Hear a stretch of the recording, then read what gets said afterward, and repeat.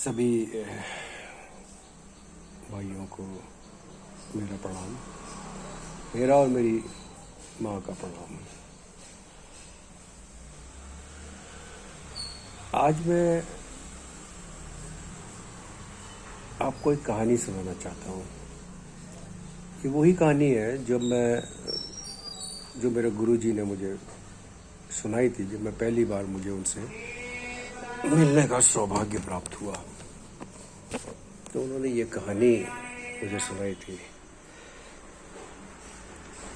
एक चीज़ मैंने देखी है कि जो भी इतिहास में महान पुरुष हुए हैं, महान लोग हुए हैं या ज्ञानी लोग हुए हैं, उन्होंने अपने संदेश को बहुत ही सरल रखा है और अधिकतर उन्होंने कहानियाँ और उदाहरणों के माध्यम से अपनी बात कहने का प्रयास किया है। ये कहानियाँ जो होती हैं, ये इनमें एक संदेश होता है और जो संदेश बहुत अधिक महत्वपूर्ण होता है जीवन के लिए।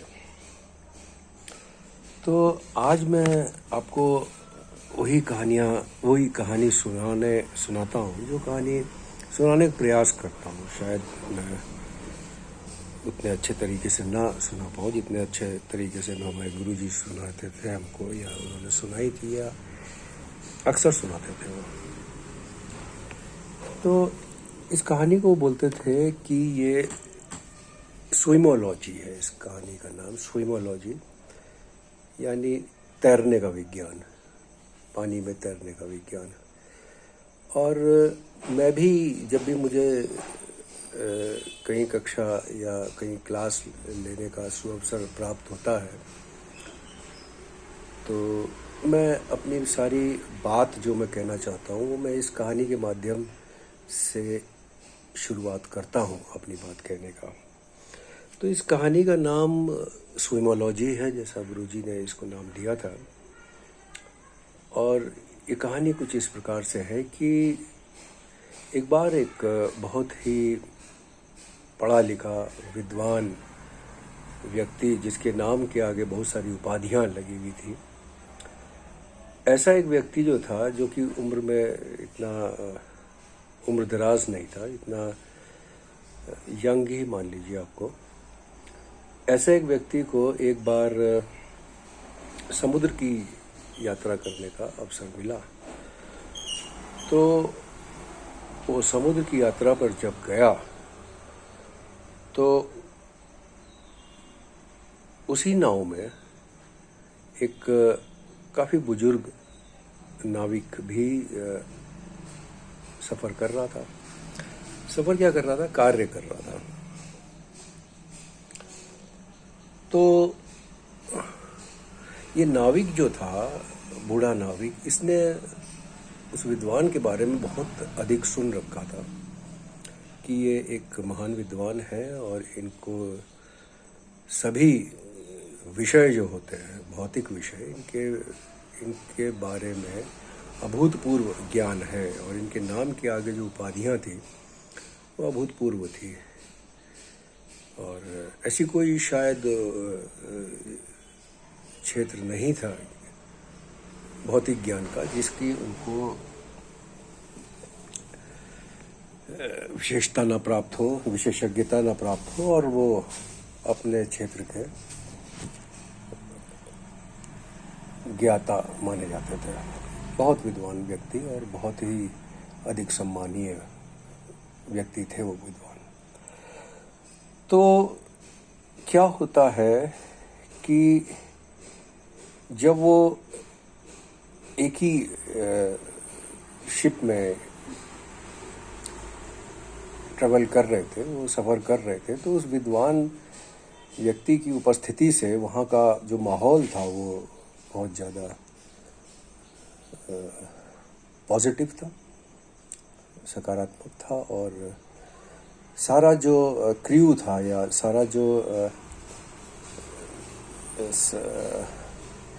नाव का जो जितना भी लोग थे वो बहुत उत्साहित थे कि और बड़े अपने को सौभाग्यशाली मानते थे कि हमारे साथ ये कितने बड़े विद्वान भी सफ़र कर रहे हैं।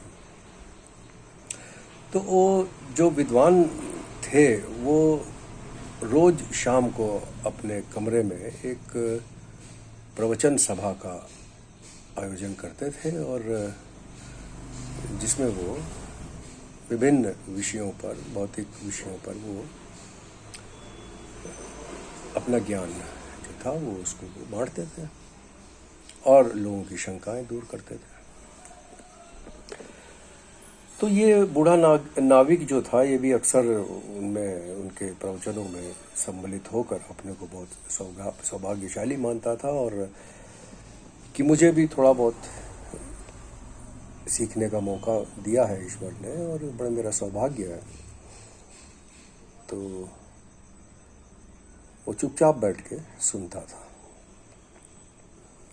धीरे धीरे जो विद्वान थे तो उनकी निगाह, क्योंकि थोड़े से व्यक्ति होते हैं पुराने ज़माने के जो जहाज होते थे, कोई ज़्यादा लोग तो होते नहीं थे, वो पहचानने लगा और उसने देखा कि ये जो बुजुर्ग व्यक्ति है ये मेरे द्वारा बताई गई बातों को बड़ी गंभीरता से और ध्यानपूर्वक सुनता है। तो ऐसे चलता रहा काफ़ी दिन तक। समुद्र भी जो था, वो जहाज जो था वो बीच रास्ते में पहुंच गया, बीचों बीच समुद्र में। अब एक दिन प्रवचन समाप्त होने के बाद उस विद्वान व्यक्ति ने जब सब जाने लगे तो उसने उस बुजुर्ग नाविक को बुलाया और पूछा कि आप क्या करते हो? तो उसने कहा जी मैं एक साधारण सा नाविक हूँ और मेरी ज़िंदगी जो है सारी वो चप्पू चलाते हुए बीत गई इस नाव में, अधिकतर मेरी ज़िंदगी। तो यह सुनकर उस विद्वान ने उससे पूछा कि दादा आपकी सारी ज़िंदगी बीत गई समुद्र में यात्रा करते हुए, तब तो आपने जियोलॉजी का अध्ययन अवश्य किया होगा, जियोलॉजी। तो उसने पूछा नाविक ने कि नहीं साहब, सर मैंने तो नहीं किया, क्या होता है ये बताइए मुझे। तो उसने कहा यार तुम्हें जियोलॉजी नहीं पता? जियोलॉजी का मतलब एक तरीके से धरती का विज्ञान होता है। धरती के विज्ञान जियोलॉजी बोलते हैं। और कह रहा मुझे बड़ा आश्चर्य हो रहा है कि यार तुम समुद्र की यात्राएं करते हो, समुद्र में तुमको जियोलॉजी नहीं पता। तुम कह रहे तुमने पढ़ा भी नहीं, तुम्हें ABCD नहीं पता इसकी। तो यार मुझे तो ऐसा लगता है, और तुमने तो यार अपनी ज़िंदगी का 1/4 हिस्सा जो है वो वेस्ट कर दिया, बर्बाद कर दिया। अब ये सुन के वो बेचारा नाविक जो है वो उसका मुंह लटक गया और वो बहुत उदास हो गया। उसने कहा कि इतना बड़ा विद्वान, इतना मतलब कि ज्ञानी व्यक्ति, इतना नॉलेज वाला आदमी, एक वो मुझसे जिसको दुनिया के तमाम विषयों की जानकारी थी, वो यार ऐसा बोल रहा तो सच ही बोल रहा होगा, वो झूठ तो बोलेगा नहीं। तो वो बड़ा उदास हो गया वो नाविक और उसने कहा अरे यार मेरी तो साली 1/4 जिंदगी बर्बाद हो गई। अब वो बड़ा उदास रहने लगा, पर उसे अपने को सौभाग्यशाली भी मानता था कि इतने बड़े गुरुजी या इतने बड़े विद्वान के साथ सफ़र करने का उसको भी मौका मिला है। तो वो उनके प्रवचन सुनने रोज जाता था कि शायद थोड़ा बहुत मुझे भी अनपढ़ आदमी ज्ञान मिल जाए। अगले दिन वो फिर पहुंच जाता है उनका प्रवचन सुनने, और प्रवचन समाप्त होने के बाद जब सब जाने लगते हैं तो वो विद्वान जो था वो उसको फिर बुला लेता है और कहता है कि हाँ भैया आओ यार बैठो। कहता है कि एक बात बताओ, चलो तुमने जियोलॉजी नहीं पढ़ी पर तुमने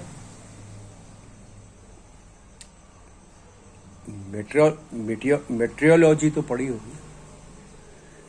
तो तो उसने कहा ये क्या होता है भाई साहब? उसने कहा गुरुजी ये भी नहीं पढ़ी मैंने, ये क्या होता है? उसने कहा भाई यार तुम बता यार, अजीब आदमी हो यार, तुमको मेट्रोलॉजी नहीं पता क्या होता है? तुमको ये मौसम का विज्ञान नहीं पता? तुम समुद्र में यात्रा करते हो और तुमको हवाओं का और दिशाओं का और इन सब चीज़ों की ज्ञान नहीं है, तो तुम कैसे आदमी हो, कैसे नाविक हो? बहुत लापरवाह हो। इन चीज़ों का तो तुम्हें ज्ञान होना चाहिए था। हवाओं की जो मौसम का, हवाओं का, करंट्स का और दुनिया भर की जो चीज़ें होती होंगी इसमें, उनका तुम्हें ज्ञान होना चाहिए था यार। तुम तो समुद्र में यात्रा करते हो, तो तुम्हारी तो आधी जिंदगी बेकार हो गई यार। अब ये सुन के वो बुजुर्ग व्यक्ति जो था, बुजुर्ग नाविक, वो उसका मुंह तो पूरा ही लटक गया। उसने कहा कि यार बिल्कुल सही कह रहे यार, मैं समुद्र की यात्राएं करता हूँ और समुद्र में मेरा जीवन बीत गया, अधिकतर समय मैं समुद्र में ही रहता हूँ, तो बताओ मुझे मौसम विज्ञान नहीं आता। बिल्कुल सही बोल रहा है, ये आना चाहिए कुछ को। और बिल्कुल सही बोल रहा है यार ये तो, कि मेरी तो आधी ज़िंदगी बर्बाद हो गई। बिल्कुल करेक्ट है ये बात। वो अधिक उदास रहने लग गया, पर क्योंकि वो इस बात को अपने को सौभाग्यशाली मानता था कि चलो इतने बड़े विद्वान के साथ सफ़र करने का मौका मिला, कुछ ज्ञान की बातें सीखने का मौका दिया है ईश्वर ने, तो सीखनी चाहिए। तो वो अगले दिन फिर उनके प्रवचन में पहुंचा। अब की बार प्रवचन समाप्त होने के बाद विद्वान ने उनको फिर बुला लिया और कहा कि दादा यहाँ आओ, एक बात बताओ, आपने ओशनोलॉजी तो पढ़ा होगा? तो उसने कहा कि नहीं साहब, ये क्या होता है? उसने कहा लो यार, तुम ओशनोलॉजी नहीं जानते? उसने कहा कि दादा आप समुद्र में सफ़र करते हो, आप समुद्र का सारी ज़िंदगी आप बोलते हो समुद्र में निकल गई और आपको ओशनोलॉजी नहीं पता? समुद्र, ओशनोलॉजी मान समुद्र का विज्ञान, ज्वार भाटा फलाना ठिकाना, समुद्र की लहरें, ये वो, आपको ये भी नहीं मालूम? आप कैसे लापरवाह आदमी हो कि आपको यही नहीं पता कि आप समुद्र में यात्राएं करते हो, नाविक हो, एक जिम्मेदार, और आपको यही नहीं पता? अरे उसने कहा कि दादा आपकी तो 3/4 जिंदगी बर्बाद हो गई। अब उसने कहा कि आपकी तो 3/4 जिंदगी बर्बाद हो गई। तो ये सुन के तो वो बेचारे जो बुजुर्ग व्यक्ति थे, उनका चेहरा घुटने तक लटक गया, वो पूरी तरह उदास हो गए। उन्होंने कहा यार बिल्कुल सही कह रहा है यार, मैं सारी ज़िंदगी समुद्र में सफ़र करता रहा, ना मैंने साला मेट्रोलॉजी सीखा, ना मैंने जियोलॉजी सीखा, ना ही मैंने ओशनोलॉजी सीखा, जबकि मेरी सारी ज़िंदगी समुद्र में बीती और बीत भी रही है आगे, और मैं तो बहुत लापरवाह और बहुत ही गैर जिम्मेदार आदमी हूँ। ये सुन के वो बहुत ज़्यादा उदास हो गया, बहुत हताशा में, निराशा में और सेल्फ पिटी में चला गया, और वो इतना ज़्यादा डिप्रेशन में आ गया कि वो उसके दिमाग में अनेक सुसाइडल थॉट्स चलने लगे। उसने कहा कि बिल्कुल सही कह रहा है, मैंने तो अपनी लाइफ का 75% 75% बर्बाद कर दिया। तो बड़ा उदास था वो। खैर अगले दिन थोड़ा सा मामला उलट गया। अब अगले दिन क्या हुआ कि वो जो नाविक था, बुढ़ा बुजुर्ग नाविक, वो भागता हुआ एकदम से उनके केबिन में आया विद्वान के, और उसको देखते ही वो बोला, विद्वान व्यक्ति, कि भाई क्या बात है, क्यों भागदड़ मची हुई है, क्या हो गया, क्यों परेशान हो? तो उसने कहा कि गुरुजी मैं तो सिर्फ ये पूछने आया था कि आपको स्विमोलॉजी आती है? तो उसने कहा नहीं, ये क्या होता है? विद्वान ने पूछा कि नहीं हमें तो नहीं पता स्विमोलॉजी क्या होती है, ये क्या चीज़ होती है बताओ। तो उसने कहा जी स्विमोलॉजिक मतलब ये है पानी में तैरने का विज्ञान, ये आता है आपको? उसने कहा नहीं आता है। तो उसने कहा अरे, उसने कहा कि गुरुजी आपकी तो पूरी ज़िंदगी बर्बाद हो गई। तो गुरु कहने लगा, गुरु जी क्या बक रहा है, क्या बकते हो, क्या हुआ? उसने कहा, जी ऐसा हुआ है कि जहाज जो है वो पानी का टकरा गया है किसी चट्टान वगैरह से, और उसमें पानी भर रहा है, छेद हो गया और उसमें पानी भर रहा है, और ये जहाज जो है ये डूबने वाला है। तो आप सो रहे थे तो मैंने सोचा चलो आपको बता दें कि कूद के आप भी अपनी जान बचा लो और तैरते हुए निकल जाओ किनारे पे।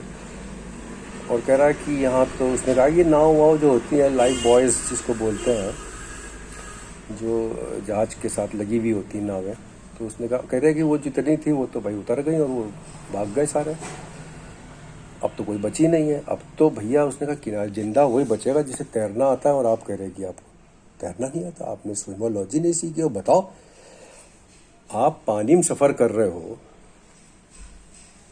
और आपने अपनी सुरक्षा के लिए वो भी नहीं सीखी। तो उसने कहा, गुरुजी आपकी पूरी ज़िंदगी बर्बाद हो गई, अब तो आपको बहुत मुश्किल है, तो ईश्वर ही बचा सकता है। और ये कह के उसने तो छलांग मारी पानी में और अपना निकल लिया। तो क्या होता है इसके माध्यम से, जो कहानी के माध्यम से हमारे जो गुरुजी थे वो कहना ये चाहते थे बेसिकली कि हो सकता है ना, ये संभव है कि हमने अपनी अभी तक की ज़िंदगी में काफ़ी सारी ओलॉजीज पढ़ी होंगी, दुनियावी चीज़ों की, जो दुनियावी विषय हैं इनके बारे में हो सकता है हमने बहुत कुछ पढ़ा होगा। और हम हो सकता है कि हमको इतना ज्ञान हो कि हम उस विषयों पर किताबें भी लिख सकते हो सकता है कि हम इतना अधिक ज्ञान प्राप्त कर चुके हों कि हम उस विषय पे डिबेट भी कर सकते हो, शास्त्रार्थ भी कर सकते हो विद्वानों के साथ, अनेक विद्वानों के साथ।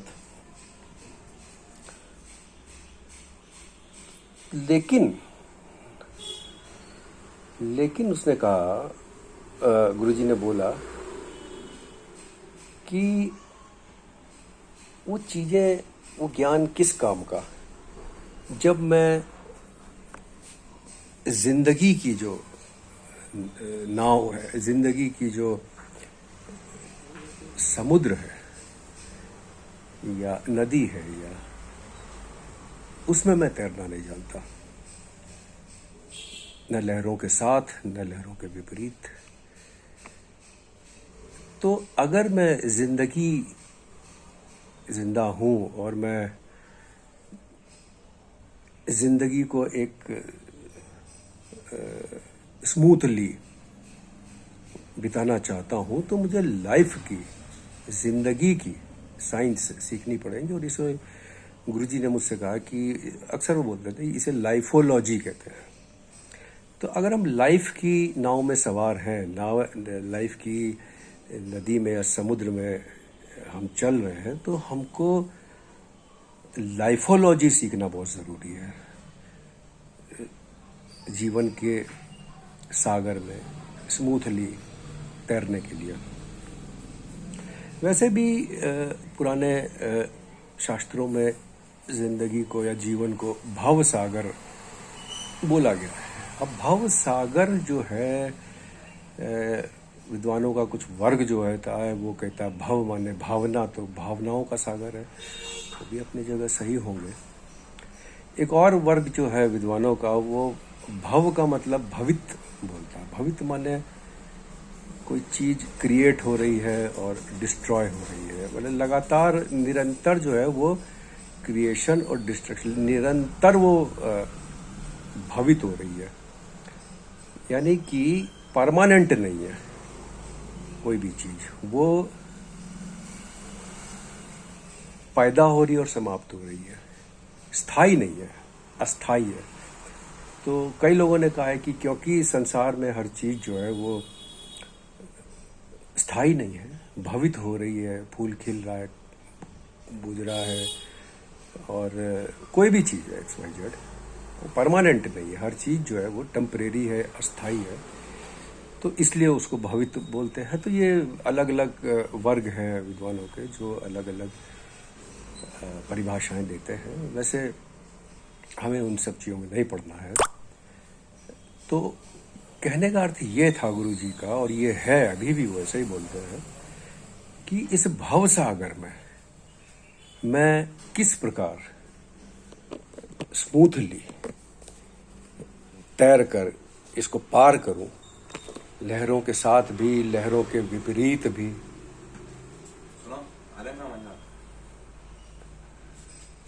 तो ये सीखना मेरे लिए बहुत ज़रूरी है, और इसी को गुरुजी ने लाइफोलॉजी कहा है, और इसको गुरुजी बोलते थे साइंस ऑफ यूजफुल लिविंग। तो अभी क्या है कि मैं अपनी बात करता हूँ।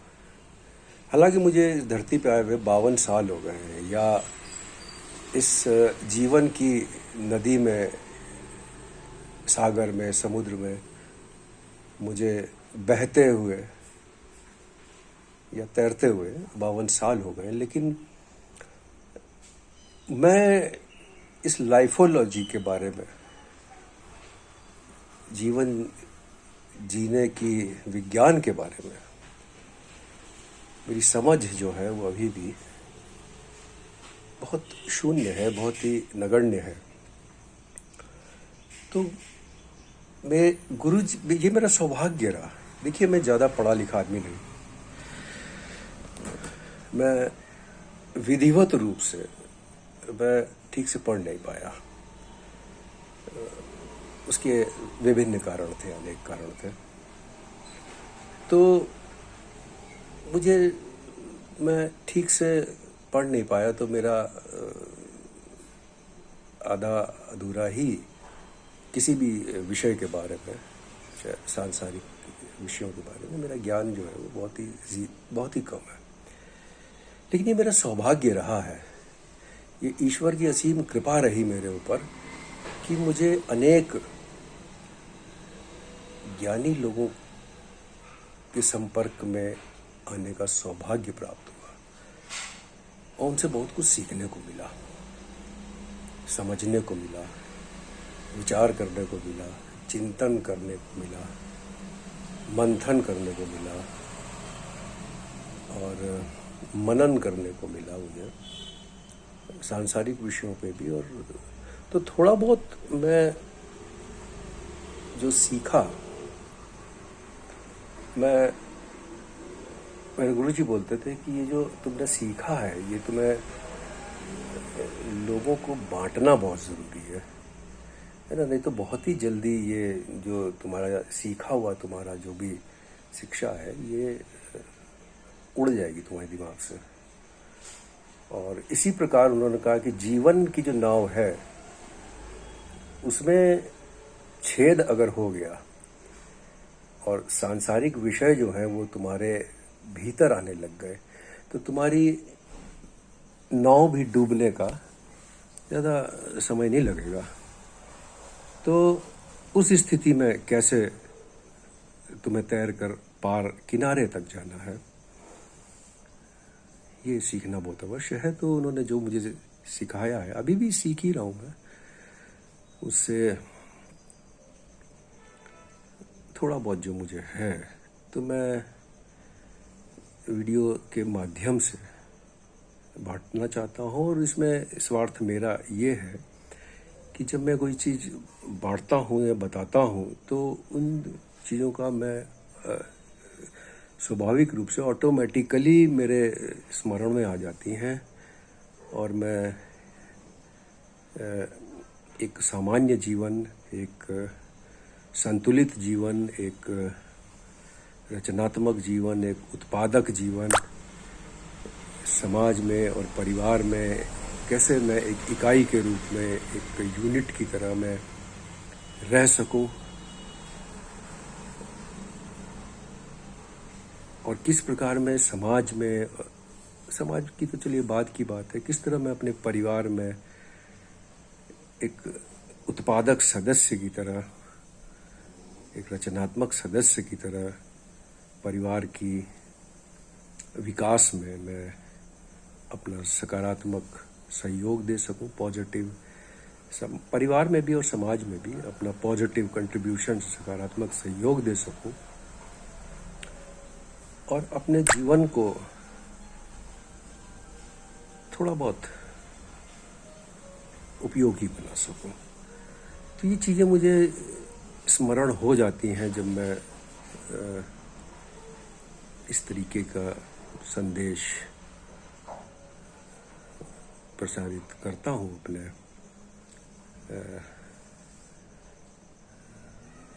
लोगों के बीच में। तो मुझे अपनी खुद की आत्ममंथन करने का, आत्मनिरीक्षण करने का, आत्म अवलोकन करने का, इन चीज़ों के लिए वो मुझे प्रेरणा देती है। तो मैं इसलिए जो हूँ अपने लिए कि मैं अपने जीवन को थोड़ा बहुत सही उपयोग में ला सकूं और इसलिए मैं करता हूँ। तो कहने को बहुत कुछ होता है मेरे पास, लेकिन मैं समय का अभाव रहता है, मैं इतना कह नहीं पाता। खैर, मुलाकात होती रहेगी, आप लोगों से बातचीत चलती रहेगी। अंत में आप सभी भाइयों को मेरा और मेरी माँ का बहुत बहुत प्रणाम स्वीकार करें।